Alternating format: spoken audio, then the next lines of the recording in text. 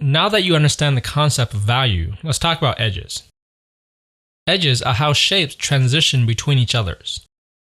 There are 4 types of edges: hard, firm, soft, and lost. The hard edge. A hard edge is created when there's an abrupt transition between 2 shapes. This usually happens when 2 objects overlap. Here, the color of the box overlaps with the gray background, and the abrupt transition between the 2 colors create the appearance of a hard edge. Here's another example of hard edge where the ribbon overlaps the box. And here's another one where the red box overlaps the green box. A hard edge is also created when there's a sharp plane change on an object. Here, the plane of the box takes a sharp right turn at the corner, creating a hard edge. If there was a cross-contour line running along the surface of this box, it would go straight along this plane and then take a sharp turn as it moves onto the next plane. Hard edges are great for showing sharp corners or the outer contour of an object. The firm edge. A firm edge is kind of like a hard edge, except more diffused and soft. It's created when there's a sharp, but not too sharp, plane change. Going back to our box example, if the corner of the box was somewhat rounded, this would cause a more gradual plane change, resulting in a firm edge. If there was a cross-contour line drawn on this box, it would go straight along this plane, but then curve a little at the corner as it transitioned to the next plane. The soft edge. If a firm edge were to become even more soft and diffused, it would become a soft edge. A soft edge is created when the form of an object takes a slow, gradual turn.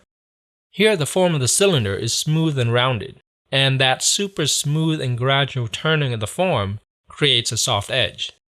Soft edges are great for showing the roundness of a form.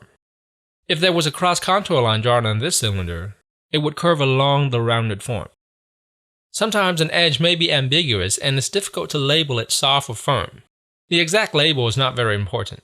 What matters is understanding that edges can exist at a variety of degrees of softness. Notice how even though we haven't filled in the shadows, the edges alone are able to convey the form of these objects. This is the power of edges. When used properly, you can make a subject look realistic without any shading. Notice how this drawing looks incredibly realistic even though it has no actual shading. It's just a bunch of hard, firm, and soft edges working together to convey the anatomy and form. Being able to use edges to communicate volume is very useful in quick sketches where you don't have a lot of time to fill in the shadows. In this example, we see that adding shading does make things quite a bit more realistic, although the rest of the drawing still looks very three-dimensional from just the use of edges. A common mistake that students make is to use a hard edge where a soft or firm edge should be. To illustrate this, let's try replacing the soft edge of the cylinder with a hard edge. See how we lose a sense of roundness? It still looks round because the shape is telling the viewer that this is a cylinder, but the edge is doing nothing to describe the form. If you get the edges wrong, any shading you put on top of this will not help your drawing. We'll go through exercises to help you identify edges and use them properly in a later lesson. The lost edge. Lastly, we have the lost edge. A lost edge is more of a stylistic tool and is created when an edge disappears. There's 2 ways to lose an edge.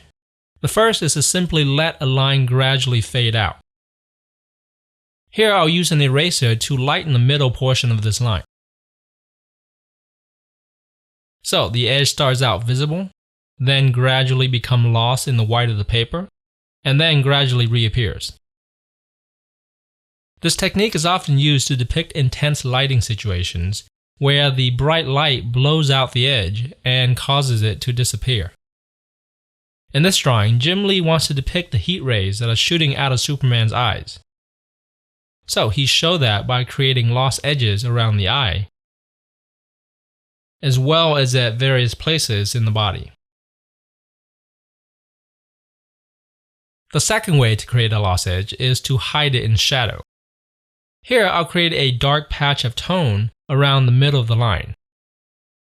And as the value begins to build up, the line becomes less and less pronounced, until finally it disappears into the background altogether.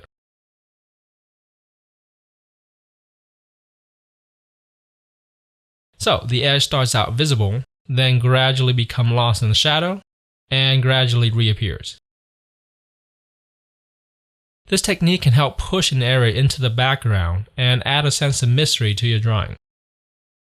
In this Steve Houston drawing, he lets most of the details of the head blend seamlessly into the dark background, turning lines we would normally see there into lost edges. The same thing is happening down here in the feet.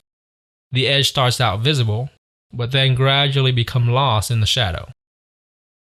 The effect this has is that these areas recede into the background, allowing the viewer's attention to be drawn to the focal point of the drawing where the light is.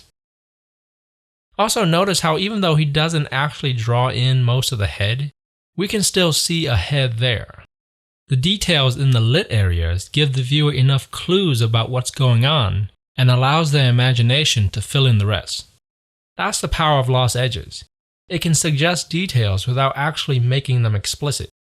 When you spell everything out for your viewer, your picture can become too static and boring.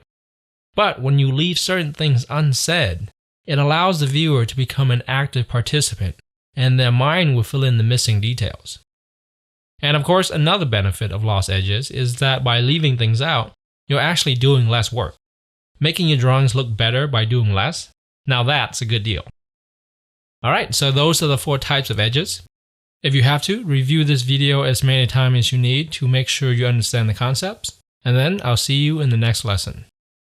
Well, I hope you enjoyed this lesson, and if you did, make sure to check out the full Drawing Fundamentals course at mydrawingtutorials.com/basics. You'll get tons of additional lessons and step-by-step exercises and learn things like how to draw anything accurately from observation, how to construct and draw objects from your imagination, how to shade realistically, and a whole lot more.